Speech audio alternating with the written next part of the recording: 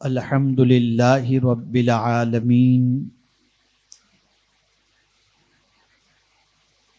والعاقبۃ للمتقین والصلاة والسلام علی سید الانبیاء والمرسلین وعلی آلہ واصحابہ الطیبین الطاہرین اما بعد فاعوذ باللہ من الشیطان الرجیم بسم اللہ الرحمن الرحیم ان الصلاۃ تنہی عن الفحشاء والمنکر وَلَذِكْرُ اللَّهِ أَكْبَرُ صدق اللہ العظیم۔ قابل قدر علماء ذوی الاحترام، حاضرین و حاضرات و ناظرین، السلام علیکم ورحمۃ اللہ وبرکاتہ۔ میرے پیارے آقا صلی اللہ تعالی علیہ وسلم کے پیارے دیوانوں، آیے کریمہ کے جس حصے کی تلاوت کا میں نے شرف حاصل کیا، اس سے متعلق کچھ معروضات پیش کرنے سے پہلے آقائے کریم رؤوف الرحیم علیہ التحیۃ والتسلیم کی بارگاہ بے کس پناہ میں جس طریقے سے میں پڑھاؤں، عقیدت و محبت میں ڈوب کر اسی طریقے سے درود و سلام کا نذرانہ پیش کریں۔ الصلاۃ والسلام علیک یا رسول اللہ، الصلاۃ والسلام علیک یا حبیب اللہ، الصلاۃ والسلام علیک یا نبی اللہ، الصلاۃ والسلام علیک یا نور اللہ، وعلی آلک واصحابک یا حبیب اللہ، صلی اللہ تعالی علیہ وسلم۔ میرے پیارے آقا صلی اللہ تعالی علیہ وسلم کے پیارے دیوانوں، ہم اور آپ اس وقت بھیونڈی کی سرزمین پر سنی دعوت اسلامی کے عالمی سنی اجتماع سے پیشتر ایک دعوتی اجتماع کے اندر حاضر ہیں۔ میں چاہوں گا کہ اس اجتماع کے اندر، جس میں آپ ایک بہت بڑی تعداد کے اندر حاضر ہیں، کچھ وہ باتیں آپ کی سماعتوں کے حوالے کروں جن باتوں کے حوالے سے آپ خود اپنے بارے میں جائزہ لینے کے لیے تیار ہو جائیں، اور ہم کس خاتے میں ہیں، کس زمرے کے اندر ہیں، اپنے بارے میں اس کا جاننا آسان بھی ہو جائے اور کسی سے پوچھنے کی ضرورت بھی نہ پڑے، قرآن کی روشنی میں خود کو ہم اچھی طریقے سے سمجھ سکیں۔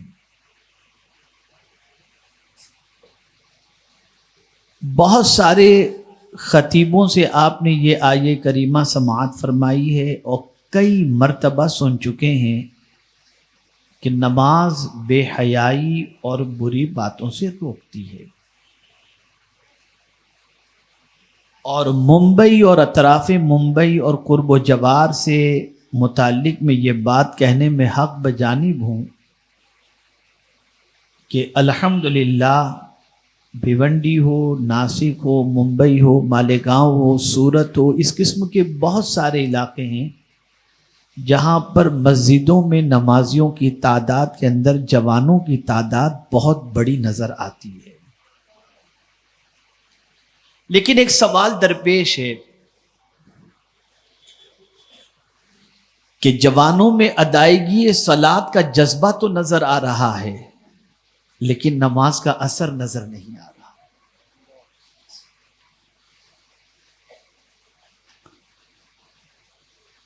اس لیے کہ نماز تو بے حیائی اور بری باتوں سے روکتی ہے، لیکن ہم جب جائزہ لینے کے لیے نکلتے ہیں، سروے کرتے ہیں، سوچنے کی کوشش کرتے ہیں، تو اس نتیجے پر پہنچتے ہیں کہ نماز بھی پڑھ رہے ہیں، بے حیائی بھی کر رہے ہیں، نماز بھی پڑھ رہے ہیں اور پتہ نہیں رات کو کیا کیا دیکھ رہے ہیں،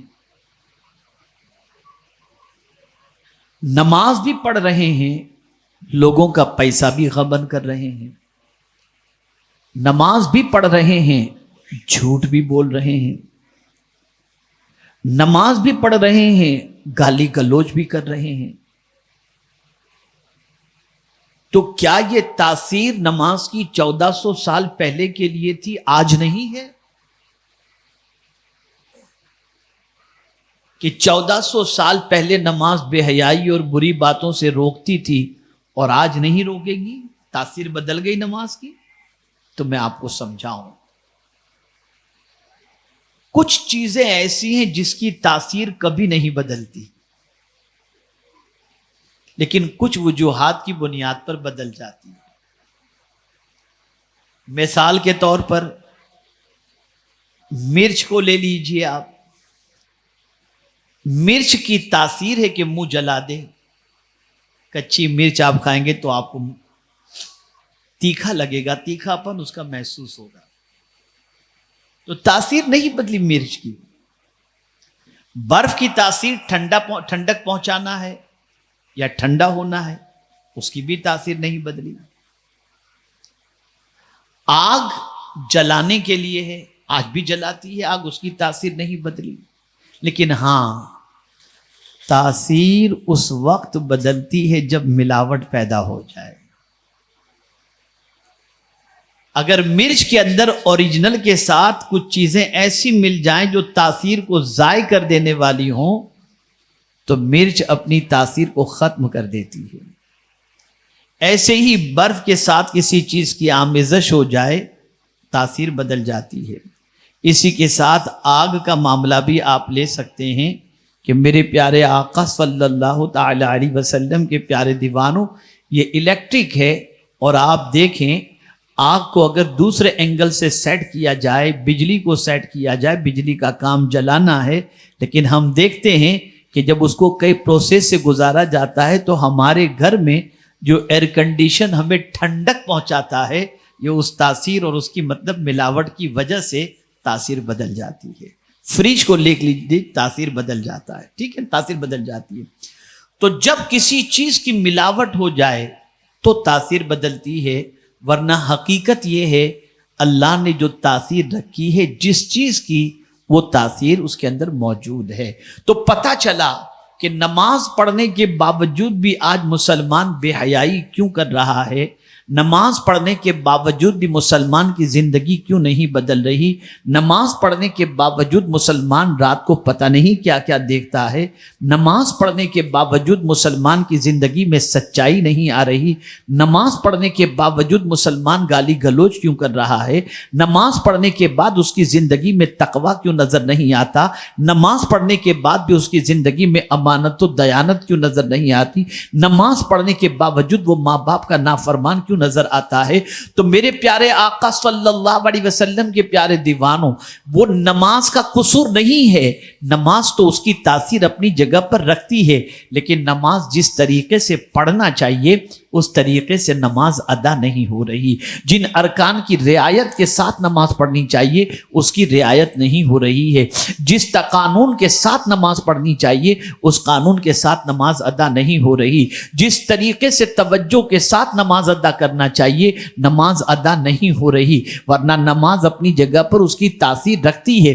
اگر یہ تاثیر نہ ہوتی تو حضرت بابا فرید کی ماں کبھی اپنے بیٹے کو نماز کا پابند بنانے کے لیے بچپن سے کوشش نہ کرتی، اگر یہ تاثیر نہ ہوتی تو قرآن مقدس کا مطالعہ کیجئے، اللہ رب العزت جل جلالہ اور اس کے پیارے حبیب صلی اللہ علیہ وسلم کے ارشادات کا مطالعہ کیجئے تو آپ کو پتہ چلے گا کہ نماز کی کتنی برکتیں ہیں۔ اللہ اکبر۔ میرے پیارے آقا صلی اللہ تعالی علیہ وسلم کے پیارے دیوانوں، دو آیتوں کے ذریعے میں نماز آپ کے سامنے پیش کرتا ہوں 2 آیتوں کے ذریعے، اور پھر اپنی نماز کا جائزہ لیں کہ ہماری نماز کون سی کیٹیگری کی ہے، تو خود بخود سمجھ میں آ جائے گا کہ نماز کا اثر جو ہماری زندگی میں نظر آنا چاہیے کیوں نہیں ہے۔ پہلی چیز، قد افلح المؤمنون الذین هم فی صلاتهم خاشعون، مراد کو پہنچے مومنین۔ کون سے مومنین؟ الذین هم فی صلاتهم خاشعون، جو نماز کے اندر خشوع اختیار کرتے ہیں، نماز کے اندر گڑ گڑاتے ہیں، نماز کے اندر آہوزاری کرتے ہیں۔ نماز جب ادا کرتے ہیں تو ایسا نہیں کہ رخ قبلے کی طرف ہے، بلکہ ان کا دل خدا کی طرف مائل ہوتا ہے۔ جہاں چہرہ اللہ کی طرف ہوتا ہے وہیں دل اللہ عز و جل کی طرف ہوتا ہے، اس کی محبت کے اندر ڈوبا ہوا ہوتا ہے۔ آج آپ نماز دیکھ لیجئے مومنین کی، دعویٰ ایمان کا کرنے کے باوجود بھی آج مسلمانوں کی زندگی میں وہ نماز نظر نہیں آتی جو ایک مومن کی نماز ہونی چاہیے۔ آئیے میں تھوڑا سا اور سمجھاتا ہوا چلوں تو بات اچھی طریقے سے سمجھ میں آئے گی۔ میں نماز کے واجب کی بات نہیں کر رہا، میں نماز کے فرائض کی بات نہیں کر رہا، میں نماز کی سنت کی بات کر رہا ہوں۔ میں نماز کی سنت کی، آپ جانتے بخاری شریف کی حدیث ہے، آقا کریم صلی اللہ تعالی علیہ وسلم نے ارشاد فرمایا، جب کوئی شخص نماز کی حالت میں تنہا پڑھ رہا ہو یا امام کے پیچھے، توجہ چاہوں گا، امام کے پیچھے پڑھ رہا ہو یا تنہا پڑھ رہا ہو، لیکن جب امام سورہ فاتحہ پڑھے اور سورہ فاتحہ کی تلاوت کے بعد، یا نماز پڑھنے والا سورہ فاتحہ کی تلاوت کرنے کے بعد جب وَلَضَّالِّينَ پر پہنچے تو وَلَضَّالِّينَ جیسے ہی امام نے پڑھی، یا نماز کی حالت میں جس کسی نے پڑھی، اور اس کے بعد جب اس نے آمین کہا، تو چونکہ جیسے ہی وہ وَلَضَّالِّينَ مکمل کرتا ہے تو اس پر فرشتے آمین کہتے ہیں۔ میرے آقا صلی اللہ علیہ وسلم فرماتے ہیں اگر امام کی اگر اس کی آمین جو ہے فرشتوں کی آمین کے ساتھ مل گئی تو اللہ اس کی مغفرت فرما دیتا ہے۔ امام شافعی کے نزدیک آمین زور سے کہنا ہے، احناف کے نزدیک آہستہ کہنا ہے۔ اسی کے ساتھ ساتھ ایک نماز کی اور سنت ہے، رکوع کے بعد کھڑے ہونے کے ساتھ جیسے ہی ہم کہتے ہیں سمیع اللہ لمن حمدہ، اکیلے پڑھ رہے ہوں یا امام کی اقتداء میں پڑھ رہے ہوں، تو امام جب سمیع اللہ لمن حمدہ کہے تب تو آپ کہیں گے اللہم ربنا ولک الحمد۔ لیکن اگر آپ اکیلے پڑھ رہے ہیں تو آپ کو سمیع اللہ لمن حمدہ اللہم ربنا ولک الحمد یہ دونوں پڑھنا ہے، اور اگر یہ پڑھنا فرشتوں کی اللہ کی تحمید کے ساتھ مل جاتی ہے تو اللہ تعالیٰ پڑھنے والے کی مغفرت فرما دیتا ہے۔ اب میں آپ سے پوچھنا چاہتا ہوں، نماز کی ان سنتوں کا خیال کس کو ہے؟ آقا کریم صلی اللہ تعالی علیہ وسلم نے ارشاد فرمایا، نماز اس طرح پڑھو جیسے تم خدا کو دیکھ رہے ہو، اور اگر یہ تصور نہیں تو یہ تصور کرو کہ اللہ تمہیں دیکھ رہا ہے۔ صوفیاء کرام فرماتے ہیں کہ جو لوگ نماز کی حالت میں ادھر ادھر دیکھتے ہیں گھڑی میں کتنے بجے، پھر دیکھا پھر کون بازو میں آئے دیکھا، اس طریقے سے کرتے ہوتے نماز کے اندر.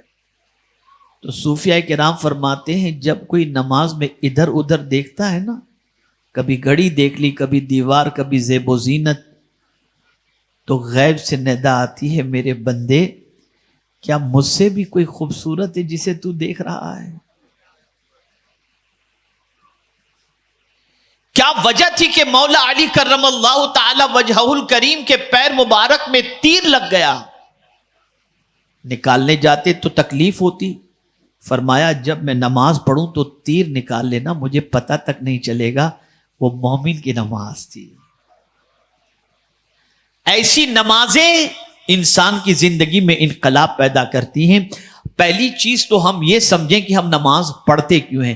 کیا کسی مسلمان کے ذہن میں یہ خیال آیا کہ نماز میں اس لیے پڑھوں کہ بے حیائی سے بچ جاؤں، نماز اس لیے پڑھوں تاکہ بد کرداری سے بچ جاؤں، نماز اس لیے پڑھوں تاکہ چوری چکاٹی سے بچ جاؤں، نماز اس لیے پڑھوں تاکہ غیبت سے بچ جاؤں، نماز اس لیے ادا کروں تاکہ بے حیائی سے بچ جاؤں؟ نہیں، ہمارے سامنے مقصد ہے ہی نہیں. ہمارے سامنے تو معاذ اللہ ثم معاذ اللہ ایک بوجھ اور ذمہ داری ہے. پڑھو، نہیں پڑھو گے تو قیامت میں پوچھا جائے گا بس اس لیے پڑھ رہے ہیں. مقصد پیش نظر نہیں ہے، مقصد دل و دماغ کے اندر نہیں ہے. اور جب مقصد دل و دماغ کے اندر نہیں ہے تو ہم اس مقصد کی طرف توجہ بھی نہیں دیتے. آپ ذرا مجھے بتائیے کس طریقے سے نماز ادا کرنے کے بارے میں فرمایا گیا. فرمایا گیا جب تم نماز کے لیے کھڑے ہوا کرو تو اپنی نگاہ سجدے کی جگہ پر رکھو. اللہ اکبر. جس جگہ پر تم اپنا سر جھکا رہے ہو اس جگہ پر جب تم نظر رکھو گے ادھر تمہاری نظر ہوگی کہ یہاں پر میں اپنے رب کی بارگاہ میں اپنا سر جھکا رہا ہوں تو نگاہ تمہاری سجدگاہ کی طرف ہوگی. اسی طریقے سے جب تم رکوع میں جاؤ گے تمہاری نظر اپنے پیر کے انگوٹھوں کی طرف ہوگی، تمہیں اس طرف تمہاری جب نظر ہوگی. اے رسول اعظم صلی اللہ تعالی علیہ وسلم کے دیوانوں، یہ سجدے کی جگہ کی طرف نظر کرنے کا کیوں حکم ہے؟ وجہ یہ ہے کہ ادھر تو سجدہ کرے گا، تو اپنا سر ادھر رکھے گا تو تجھے وہ دولت نصیب ہو جائے گی، اس سے بڑی کوئی دوسری دولت نہیں. ادھر سر تیرا جھکے گا، ادھر اللہ تجھے اپنے قرب کی دولت سے مالا مال فرما دے گا. تو نظر اس جگہ پر رکھ جہاں تو سر جھکا کر خدا سے قریب ہو جا. اب بندے جب تیری نظر سجدہ گاہ کی طرف ہے، سجدے کی جگہ کی طرف ہے، تو اب تو کہیں ایسی جگہ پر جانے کی کوشش نہیں کرے گا جہاں جا کر یا جو چیز دیکھ کر تو خدا سے دور ہو جا، اس کے رسول سے دور ہو جا. اس لیے کہ ابھی تیری نظر اس جگہ پر رہی ہے جہاں سر رکھنے کے بعد تجھے اللہ اپنے قرب کی دولت سے مالا مال فرما دیتا ہے. لیکن ہماری نظر کہاں ہوتی ہے؟ کبھی دیوار پر ہوتی ہے، خیالات میں کبھی گم ہوتے ہیں، کبھی فکر میں گم ہوتے ہیں، کبھی حساب کتاب میں گم ہوتے ہیں. ذہن کہیں ہے، دل کہیں ہے، وجود کہیں ہے. نادانو ایسی بھی کوئی نماز ہوا کرتی ہے. ٹھیک ہے، یہ نماز میں یہ نہیں کہتا کہ بارگاہ رب العزت کے اندر مردود ہوگی. نہیں، میں کوئی ایسا فتویٰ دینے والا آدمی نہیں ہوں. آپ نماز پڑھتے رہیں، برابر پڑھتے رہیں، کریکشن کرتے رہیں، برابر کریکشن کرتے رہیں. آج کریکشن کے لیے آپ کو موضوع آپ کے سامنے رکھا ہوں تاکہ آج کے بعد اپنی نماز کو درست کر سکیں. میں یہ نہیں کہتا کہ آپ کو اس نماز کا کوئی فائدہ نہیں ملے گا. مقصد نماز کی طرف آپ کی توجہ کو مبذول کرانا مقصد ہے. اس لیے کہ یاد رکھیں اگر کوئی چوری چپاٹی بھی کرتا ہے نماز بھی پڑھتا ہے، اگر کوئی گناہ کرتا ہے نماز بھی پڑھتا ہے، اگر کوئی بے حیائی کرتا ہے نماز بھی پڑھتا ہے، تو اللہ کی ذات سے امید ہے یہ سجدہ کبھی اس کو بے حیائی سے روک لے گا، یہ نماز اسے برائی سے روک لے گی. ایک نہ ایک دن نماز اپنی تاثیر اس کے سامنے پیش کر کے ہی رہے گی. اس لیے کہ ظاہر سی بات ہے میرے پیارے آقا صلی اللہ علیہ وسلم کے پیارے دیوانوں، انسان کی زندگی کے اندر، انسان کے وجود کے اندر اللہ نے احساس رکھا ہے. یہ احساس بہت قیمتی چیز ہے، یہ احساس بہت بڑی دولت ہے. اس لیے کہ کبھی کوئی اسے تانا دے گا عجیب آدمی ہے، نماز پڑھتا ہے اور گندی پکچریں دیکھتا ہے، دل کے اندر احساس پیدا ہوگا یہ میں کیا کر رہا ہوں، لوگ مجھے کیا کہیں گے، اپنے رب کو کیا منہ دکھاؤں گا. نتیجتاً وہی نماز اس کو بے حیائی سے روک لے گی. لیکن آج میں عرض کرنا چاہوں گا آپ نماز کے مقصد کو پیش نظر رکھو اور پھر یاد رکھیں اس مقصد کے تحت کہ بندگی اللہ کی کر رہا ہوں، اے اللہ میں بے حیائی سے بچنے کے لیے تیری بارگاہ میں سر جھکا رہا ہوں، اس لیے کہ تیرا فرمان ہے نماز بے حیائی سے روکتی ہے، نماز بے حیائی سے بچنے کا حکم دیتی ہے، تو مولا میں اس لیے نماز پڑھ رہا ہوں تاکہ بے حیائی سے بچ جاؤں۔ تو میں اللہ کی بارگاہ سے امید رکھتا ہوں کہ مولا ایک دن ایسا باحیا بنا دے گا کہ اس کے باحیا ہونے کی قسم دنیا کھاتے ہوئے نظر آئیں گے۔ اور یہاں ایک چیز اور بھی بتا دوں، جتنی عبادتیں ہیں نا وہ سب عادتیں بدلنے کے لیے، جتنی بھی عبادتیں ہیں سب عادتیں بدلنے کے لیے ہیں۔ نماز بے حیائی سے روکتی ہے، روزہ تقوی کی دولت عطا کرتا ہے، حج جان و مال اللہ کی راہ میں قربان کرنے کا جذبہ عطا کرتا ہے، زکوٰۃ مال کی محبت کو دل سے نکال۔ تو یہ ساری چیزیں جو ہے وہ عادتیں بدلنے کے لیے ہیں، زندگی کے اندر انسانیت پیدا کرنے کے لیے، اس لیے کہ انسان نمازی بھی ہو اور بے حیا ہو تو لوگ کہیں گے اس کے اندر انسانیت نہیں ہے، یہ سجدہ تو کر رہا ہے لیکن حقوق العباد سے آشنا نہیں ہے۔ میرے پیارے آقا صلی اللہ تعالی علیہ وسلم کے پیارے دیوانوں، تو مومن جب نماز پڑھتا ہے تو ادھر ادھر توجہ نہیں دیتا۔ میں نے بھی آج ایک کوشش کی، تھوڑی سی کوشش کی، آج ایک مسئلہ، میں جب سے موریشس سے آج پہنچا ہوں تب سے ایک مسئلے کے اندر ہی ہم لوگ سب الجھے ہوئے ہیں اور اسی میں گفتگو چل رہی تھی۔ میں نماز ظہر ادا کر رہا تھا اور مسلسل فون کی گھنٹیوں کی آواز کانوں میں آ رہی تھی اور مجھے لگ رہا تھا کوئی ارجنٹ شاید کال ہو، لیکن میں نے کہا نہیں، میں رب کی بارگاہ میں موجود ہوں، اگر کوئی ارجنٹ بھی ہوگا تو مولا کرم کی نظر فرما کر سب بہتر فرما دے گا۔ تھوڑی سی کوشش کی، تھوڑی سی محنت کی کہ اپنے آپ کو اس سے ہٹا کر میں اللہ کی بندگی کو صحیح طور پر کرنے کی کوشش کروں۔ اے رسول اعظم صلی اللہ علیہ وسلم کے دیوانوں، یہ جو ہماری سوچ ہوتی ہے نا، نماز میں ہے گھنٹی پہ جلدی جلدی فٹافٹ اٹھا کر کے ہیلو ہیلو ہیلو ہیلو، یہ سب بند کرو، یہ سب مت کرو۔ اللہ سے بڑا کون ہے؟ وہی کارساز حقیقی ہے، وہی معبود برحق ہے، وہی پریشانیوں کو دور کرنے والا ہے، وہی مصیبتوں کو دور کرنے والا ہے۔ ارے وہ کون سی مصیبت ہے جس کے ازالے کے لیے نماز نہ رکھی گئی ہو؟ آپ ذرا سوچو، سورج کو گہن لگے نماز پڑھو، بارش نہیں ہو رہی نماز استسقاء، گناہ ہو گئے صلاۃ التوبہ، حاجت ہے تو صلاۃ الحاجت۔ آپ ذرا دیکھو تو صحیح، کوئی مر جائے تب بھی نماز کا حکم دیا جا رہا ہے۔ ہر مصیبت کا سولوشن تو انسان کے لیے اللہ نے نماز رکھی ہے، لیکن یہ مسلمان کیسا ہے کہ نماز کو پریشانی کا سبب، ارے میں نماز میں ٹائم گزار دوں گا تو یہ کال مس ہو جائے گا، یہ ہو جائے گا۔ نہیں، اللہ کی بندگی صحیح طور پر کرو، تم دیکھنا تمہاری زندگی میں کتنا سکون آتا ہے۔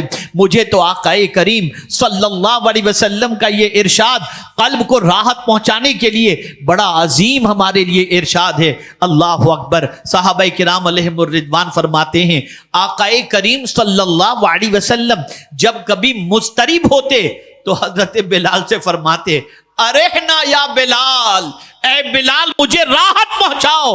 بلال اذان کہتے، حضور نماز پڑھتے، حضور کو راحت نصیب ہو جایا کرتی۔ نماز راحت کا ذریعہ ہے، نماز ہر مصیبت کا علاج ہے۔ اگر یہ علاج نہ ہوتی، نماز علاج نہ ہوتی تو کبھی قرآن میں یہ نہ آتا استعینوا بالصبر والصلاۃ، صبر اور نماز سے مدد طلب کرو۔ ایک نابینا صحابی میرے آقا کی بارگاہ میں حاضر آئے تو پیغمبر رحمت صلی اللہ علیہ وسلم کی بارگاہ میں انہوں نے عرض کیا حضور بینائی نہیں ہے، کرم کی نظر فرمائیں، دعا فرمائیں بیماری یا آنکھوں کی بینائی آ جائے۔ رحمت عالم صلی اللہ علیہ وسلم نے فرمایا صبر کرو تو تمہارے حق میں بہتر ہے، اور پھر اگر تم بینائی چاہتے ہو تو ٹھیک ہے۔ انہوں نے کہا کہ حضور بینائی نصیب ہو جائے تو بہت اچھا۔ سرکار صلی اللہ علیہ وسلم نے پہلے 2 رکعت پڑھنے کا حکم دیا اور اس کے بعد دعا کا حکم دیا، پھر یہ دعا کرو۔ پہلے 2 رکعت، آپ مجھے بتاؤ کہاں نماز نہیں ہے؟ نماز کا اتنا حکم کیوں ہے؟ نماز کے سلسلے میں اتنی تاکید کیوں ہے؟ اور پھر ایک علماء تشریف فرما ہے، یہ نہیں فرمایا گیا کہ نماز پڑھو، یہ کہا گیا اقیموا الصلاۃ، نماز قائم کرو۔ قائم کرنے میں اور پڑھنے میں فرق ہے۔ قائم اس وقت ہوگی جب سارے ارکان کے ساتھ ادا کرو گے۔ سارے حقوق کی رعایت کے ساتھ ادا کرو گے، اور یہی وہ عبادت ہے جو کبھی معاف نہیں۔ عاقل بالغ مسلمان پر کبھی بھی معاف نہیں، کبھی بھی معاف نہیں۔ کھڑے رہ کر نہیں پڑھ سکتے، بیٹھ کر پڑھو، بیٹھ کر نہیں پڑھ سکتے، لیٹ کر پڑھو، لیٹ کر نہیں پڑھ سکتے، اشارے سے پڑھو، اور اشارے سے بھی نہیں پڑھ سکتے تو دل سے نیت کر لو، لیکن معاف نہیں، معاف کسی صورت میں نہیں۔ لیکن اس کے ارکان کی رعایت کے ساتھ۔ میں ایک سوال اگر آپ سے پوچھوں، اس وقت اتنا بڑا مجمع ہے کہ ذرا بتائیے کہ نماز کے مسائل کس کو صحیح طریقے سے یاد ہیں؟ اگر میں کوئی مسئلہ پوچھ لوں کتنے لوگ بتا سکیں گے؟ تو نماز کے مسائل تو بہت دور کی بات ہو گئی۔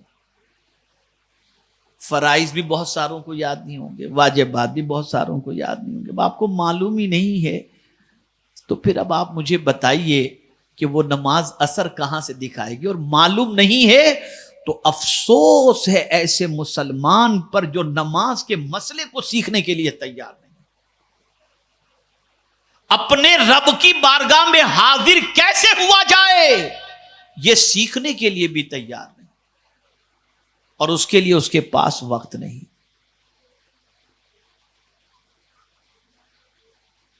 اے رسول اعظم صلی اللہ تعالی علیہ وسلم کے دیوانوں، سچے نمازی بنو، پکے نمازی بنو، اور نماز کو اس کے ارکان کی، اس کے احکام کی رعایت کے ساتھ ادا کرنے کی کوشش کرو۔ اب آئیے میں دوسری نماز بتاؤں۔ مومن کی نماز، مومن نماز کے اندر خشوع و خضوع اختیار کرتا ہے، گڑ گڑاتا ہے، آہوزاری کرتا ہے، یہ مومن کی نماز ہوئی۔ تو اگر ایسی نماز ہم تلاش کریں گے تو میں سمجھتا ہوں شاید کوئی ایسا بندہ مل جائے، شاید۔ اب سوال پوچھ رہا ہوں، مجھے جواب دیجیے گا، یہ جو میں کہہ رہا ہوں صحیح ہے یا غلط؟ جواب ایسا دیں کہ جو مجھے سمجھ میں آئے۔ کہ نماز میں گڑ گڑانے والے آپ کو نظر آئیں گے؟ جواب دیجیے نا بھائی۔ اتنا بڑا مجمع اور آواز کسی کی ایسی نہیں آ رہی جو میں سن سکوں۔ گڑ گڑانے والے نماز میں نظر آئیں گے آپ کو؟ نہیں۔ اب جو نماز بتا رہا ہوں ذرا اس نماز کو دیکھیے گا کہ ایسی نماز پڑھنے والے آپ کو نظر آتے ہیں کہ نہیں آتے؟ اور پھر میں سوال پوچھوں گا، آپ خود ہی جواب دیجیے گا۔ منافق کی نماز،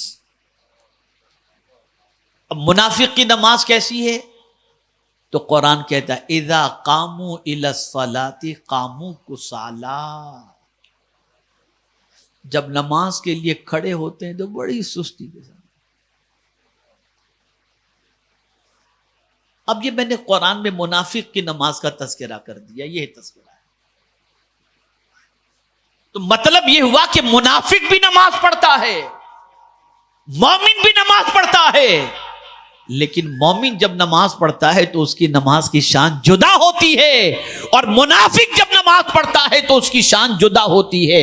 میں کسی پر منافق کا فتویٰ نہیں دے رہا ہوں، بلکہ یہ کہہ رہا ہوں کہ ہمارے اندر کچھ عادتیں دوسروں کی آ گئیں، اس لیے نماز ہماری اثر انداز نہیں ہو رہی۔ آج کھڑے ہوں گے تو ایسا لگتا ہے جیسے جان نکل رہی ہو، یا پھر نماز پڑھیں گے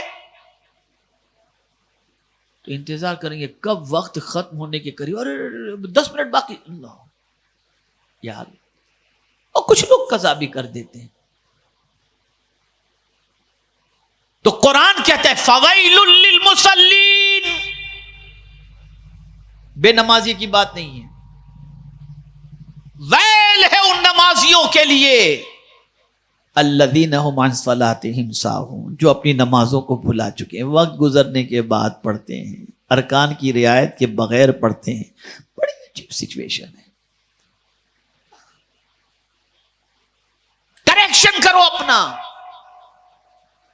درست کرو اپنی نماز کو، اس لیے کہ یہ افضل العبادات ہے. قبر میں عقیدے کے بارے میں پوچھا جائے گا اور محشر میں سب سے پہلے نماز کے بارے میں پوچھا جائے گا.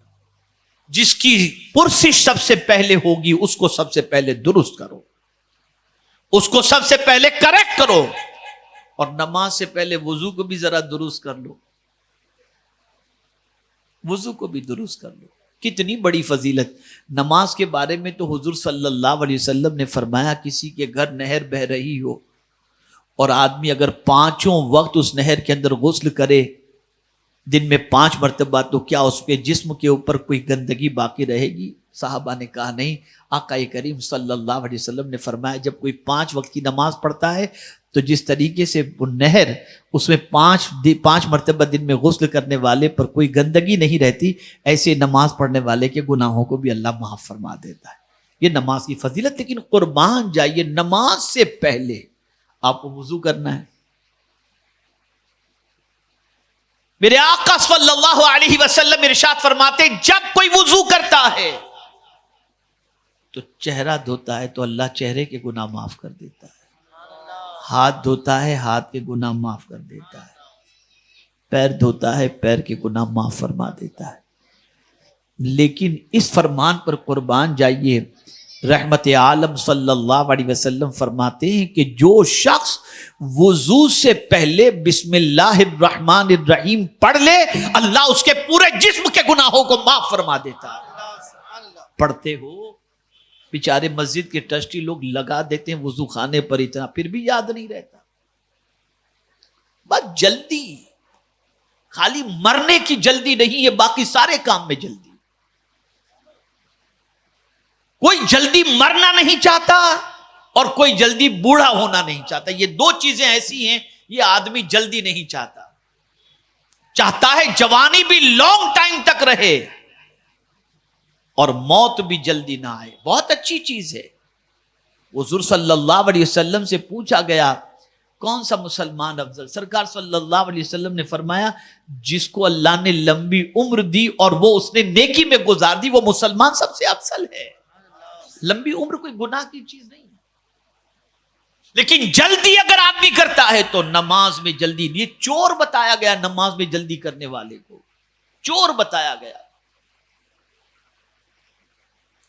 جو فاسٹ نماز پڑھتے ہیں, اسپیڈ سے نماز پڑھتے کہ ایک کبھی تعدیل ارکان کی بھی رعایت نہیں, بھاگم بھاگی, پتہ چلا 5 منٹ میں تو عشاء پڑھ کے نکل گئے باہر.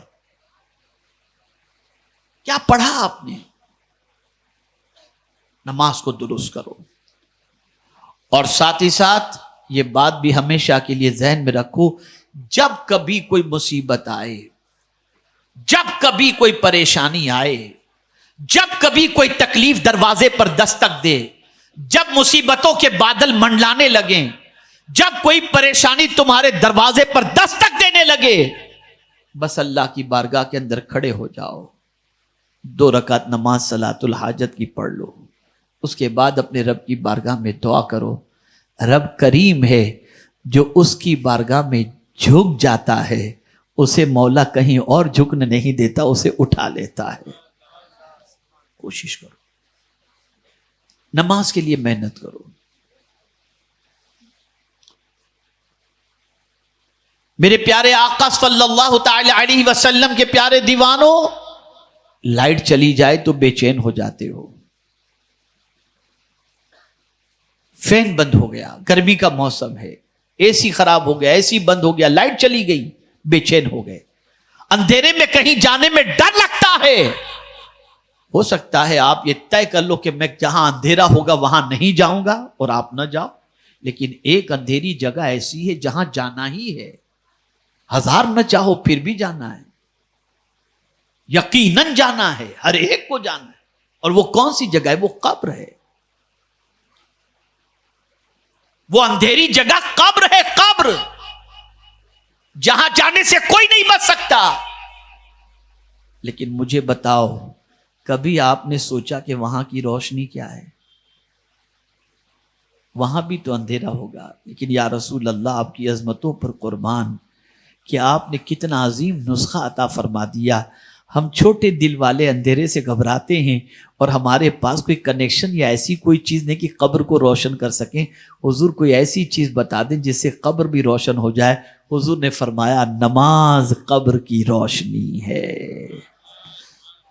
جو نماز پڑھے گا اللہ اس کی قبر کو منور و مجلہ فرما دے گا. اے رسول اعظم صلی اللہ تعالی علیہ وسلم کے دیوانوں، نماز کا وقت آ جائے بے چین ہو جاؤ.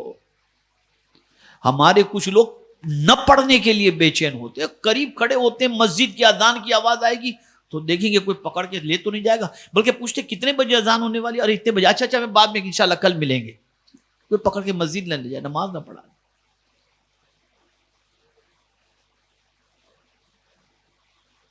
اور نماز چھوڑنا اتنا آسان سمجھ لیا ہے مسلمانوں نے کہ العیاذ باللہ.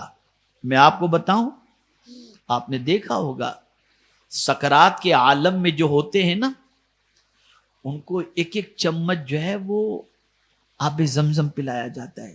کوشش کی جاتی ہے کہ یہ آب زمزم، لیکن جو بے نمازی ہوگا نا اس کے بارے میں فرمایا گیا 7 سمندر کا پانی بھی اسے پلایا جائے تو اس کی پیاس نہیں بجھے گی. ایک نہیں 7 سمندر کا پانی.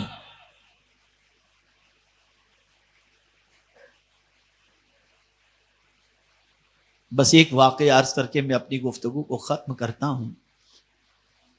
میں جب پہلی مرتبہ، شاید اس سے پہلے میں عرض کر چکا ہوں، مجھے یاد نہیں ہے، لیکن پہلی مرتبہ 96 میں شاید میں امریکہ گیا تھا. تو شکاگو میں میرا پروگرام تھا اور پھر وہاں سے نیو جرسی میں ایک پروگرام تھا، تو میں نیو یارک نیو جرسی حاضر ہوا. تو میرے میزبان تھے جناب یوسف انجینئر صاحب، ان کے گھر ہی میرا قیام تھا. صبح کی میری فلائٹ واپس شکاگو کی تھی اور ارلی مارننگ کی میری فلائٹ تھی. رات کو سو گئے. صبح جب میں ایئرپورٹ جانے کے لیے بیدار ہوا تو ہال کی اور گھر میں یعنی آنے جانے کی آہٹیں میں سن رہا تھا، چہل پہل کی آوازیں آ رہی تھی. تو تھوڑا سا گلٹی فیل ہوا کہ یار میرے صبح ارلی مارننگ نکلنے کے ٹینشن کے اندر گھر والے سب ناشتہ بنانے کے لیے بیچارے پریشان ہو گئے. بہرحال ہم نے نماز پڑھی فجر کی اور اس کے بعد ایئرپورٹ کے لیے جب نکلنے لگے تو انجینئر صاحب نے مجھ سے کہا کہ حضرت اگر آپ اجازت دیں تو میری بچیاں جو ہے وہ یونیورسٹی میں پڑھتی ہیں تو ان کو بھی میں ساتھ لے لوں، تو آپ کو ایئرپورٹ ڈراپ کر کے میں ان کو یونیورسٹی میں ڈراپ کر دوں. میں نے کہا بہت اچھی بات ہے، کوئی بات نہیں، لے لیجیے آپ. گاڑی میں بیٹھے تو میں نے ان سے کہا، میں نے کہا ماسٹر صاحب بہت تکلیف دی آپ کے گھر والوں کو، میں نے صبح ارلی مارننگ اٹھا. نہیں بولے حضرت کوئی تکلیف کی بات نہیں، ہمارے گھر کا تو یہ معمول ہے الحمدللہ، فجر کے ٹائم پہ سب بیدار ہو جاتے ہیں، کوئی سویا نہیں ہوتا. میں نے کہا ماشاءاللہ امریکہ میں اور بچے اتنے نماز کے پابند. کہا حضرت میری بچیاں جو یونیورسٹی جا رہی ہیں نا، آپ ان کے بیگ میں دیکھیں گے تو اس پہ بھی مصلی ہے، وہ یونیورسٹی میں بھی نماز پڑھتی ہیں. تو مجھے اور حیرت ہوئی، تو مجھے ایک جاننے کا شوق پیدا ہوا کہ انہوں نے بچوں کو نمازی کیسے بنایا. سنیے، میں نے کہا ماسٹر صاحب یہ بتائیے کہ بچوں کو نمازی آپ نے کیسے بنایا. انہوں نے کہا حضرت میں پہلی بار یہاں آیا جاب پر تو ظاہر سی بات ہے بچوں کی یاد ستا رہی تھی، گھر والوں کی یاد ستا رہی تھی، گھر والے میرے بغیر بے چین تھے. تو مجھے بچوں نے جو ہے وہ خط لکھنا شروع کیا کہ ابو ہم کو جلدی بلا لیجئے. مسز نے لکھنا شروع کیا. میں سوچ رہا تھا کہ ان کو یہاں کیسے بلاؤں. یہاں تو ایسا معاملہ ہے کہ بے حیائی اتنے عروج پر ہے کہ کہیں بچیاں آ کر یہاں بگڑ نہ جائیں، لیکن اب ان کے بغیر رہنا بھی میرے لیے مشکل تھا. تو میں سوچا یا اللہ میں کیا کروں. تو میں نے ایک میری عادت بنا لی، آپ بھی بنا لینا. انہوں نے کہا میری عادت میں نے بنا لی کہ میں روزانہ کنز ایمان پڑھتا تھا، اور پڑھتے پڑھتے اتفاق سے اس آیت پر بھی آیا ان الصلاۃ تنہی عن الفحشاء والمنکر، کہ بے شک نماز بے حیائی اور بری باتوں سے روکتی ہے. بس وہی میں نے قرآن شریف بند کیا اور میں نے سوچ کر کے یہ فیصلہ کر لیا کہ میں اپنے بچوں سے کہوں گا کہ تم 6 مہینے تک ایک وقت کی بھی نماز قضا نہیں کرو گے نا تو میں تم کو بلا لوں گا۔ میں نے سوچا پہلے ان کو پابند کر لوں، اس لیے کہ یہ کسی عام انسان کا قول نہیں تھا، یہ معبود برحق کا فرمان ہے، اور اس نے جو کہہ دیا وہ حق ہے، اس نے جو فرما دیا وہ حق ہے۔ تو میں نے گھر پہ خط لکھ دیا اور میں نے کہا مجھے رپورٹ چاہیے۔ تو ہر مہینے بچے خط بھیجتے تھے، ابو ہماری ایک وقت کی نماز۔ تو جب 6 مہینے تک پابند بالکل نماز کے ہو گئے اور ایک وقت کی نماز بھی ان کی قضا نہیں ہوئی، میں نے پھر ان کے آنے کا انتظام کیا کہ اس دن سے لے کر آج تک حضرت اتنے سال گزر گئے، میری بچیاں آج بھی نماز کی پابند ہیں اور کسی بے حیائی کے اندر آج تک وہ مرتکب نہیں۔ یہ ہے نماز۔ ابھی جب ہم گئے تھے اس مرتبہ ربیع الاول شریف میں، بلکہ اس سے پہلے دسمبر میں جب گئے تھے تو ایک پروگرام کے اندر وہی بچیاں اپنی بچیوں کو لے کر کے دعائیں کرانے کے لیے آئے کہ حضرت سے کہیں کہ بچیوں کے لیے دعا کریں، اور یہ بھی نماز کے پابند رہیں۔ یہ ہے نماز۔ پکچر دکھا کر بے حیائی سے نہیں روک سکتے، ماں باپ خود نماز چھوڑ کر اپنے بچوں کو بے حیائی سے نہیں روک سکتے۔ نماز کے پابند بن جاؤ، یہ نماز تمہیں بے حیائی سے روکے گی، بد کرداری سے روکے گی، آوارگی سے روکے گی، اور وہ کون سا پرابلم ہے جس کا سولوشن اللہ نے اپنی کتاب کے اندر اور اپنی بندگی میں نہیں رکھا۔ اے رسول اعظم صلی اللہ تعالی علیہ وسلم کے دیوانوں، ضرورت اس امر کی ہے کہ نماز کے مسائل سیکھو۔ اب تو وقت ہی وقت ہے، پھر بھی نہیں سیکھتے۔ ہم لوگ آن لائن سکھاتے ہیں، سنی دعوت اسلامی کی جانب سے ہمارے الحاج امتیاز رضوی صاحب، الحاج رحیب رضوی صاحب، یہ سب کوشش کرتے ہیں، سارے ساتھی ہمارے مل کر کوشش کرتے ہیں سیکھو، لیکن کیا کیا جائے؟ واٹس ایپ چھوڑنا نہیں، فیس بک چھوڑنا نہیں، اور پتہ نہیں کیا کیا چھوڑنا نہیں، دین ہی نہیں سیکھنا۔ بس ایک بات یاد آ گئی، اور یہ بات کہنے کے لائق ہے کہ کہی جائے۔ دنیا کے معاملے میں انسان کم پر راضی نہیں ہوتا۔ دنیا کے معاملے میں انسان کم پر راضی نہیں ہوتا، زیادہ کی امید رکھتا ہے، اور زیادہ 20 مل رہے 200 مل رہے 2000، کم پر راضی نہیں ہوتا۔ لیکن خدا کی قسم الا ماشاء اللہ، آدمی دین کے معاملے میں کم سے کم پر راضی ہو رہا ہے۔ دین کے معاملے میں کم سے کم پر راضی ہو جاتا ہے۔ بس مولانا دعا کیجئے، ابھی تو 2 وقت کی میں نے شروع کی ہے۔ دکان کتنے گھنٹے دیتے ہو؟ ملازمت کے لیے کتنا وقت دیتے ہو؟ اوور ٹائم کرنا کر پڑے تو اس کے لیے بھی تیار ہو، لیکن دین کے وہاں بھی تو 2 کی شروع کیا ہو، ابھی تو 1 سگریٹ چھوڑا ہوں، یہی سب چل رہا ہے۔ دین کے معاملے میں کم سے کم پر، جس کے اندر زیادہ سے زیادہ ہونا چاہیے اس کو کم سے کم کر دیے، اور جس کے بارے میں اللہ سے امید رکھتے ہوئے قناعت کے ساتھ زندگی گزارنی چاہیے، اس کے لیے زیادہ سے زیادہ کی تڑپ پیدا ہو گئی۔ مسلمانوں اپنی سوچ درست کرو، نماز اس طرح پڑھو جیسے خدا کو دیکھ رہے ہو، اور اگر یہ خیال پیدا نہ ہو تو یہ خیال پیدا کرو کہ اللہ تمہیں دیکھ رہا ہے۔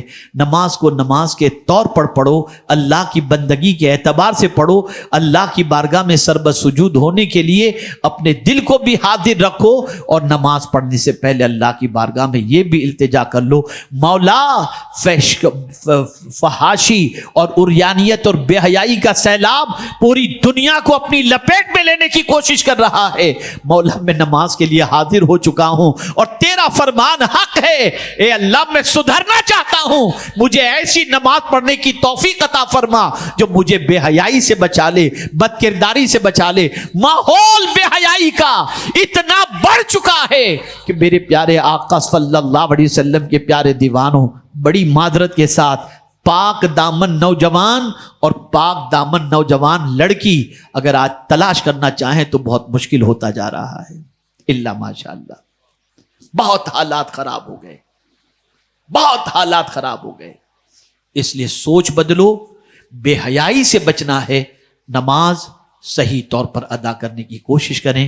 اللہ رب العزت جل جلالہ آقا کریم رؤوف الرحیم علیہ التحیۃ والتسلیم کے صدقہ و طفیل ہم سب کو ایسی نماز قائم کرنے کی توفیق عطا فرمائے جو نماز ہماری زندگی میں انقلاب پیدا کر دے، جو ہمیں قدرت سے بھی قریب کر دے اور برائیوں سے ہمارے رشتے کو توڑ دے، اور ہماری زندگی میں اللہ ایسی نماز عطا فرما دے کہ جو ڈاکٹر اقبال نے کہا ہے نا، یہ ایک سجدہ جسے تو گراں سمجھتا ہے، ہزار سجدوں سے دیتا ہے آدمی کو نجات۔ اللہ ایسے سجدے کی توفیق عطا فرمائے کہ اسی کی بارگاہ میں جھکے رہیں، اور وہ ایسی کرم کی نظر فرما دے کہ اس سجدے کی بدولت اللہ ہماری ساری مصیبتوں کو دور فرما دے۔ وما علینا الا البلاغ المبین۔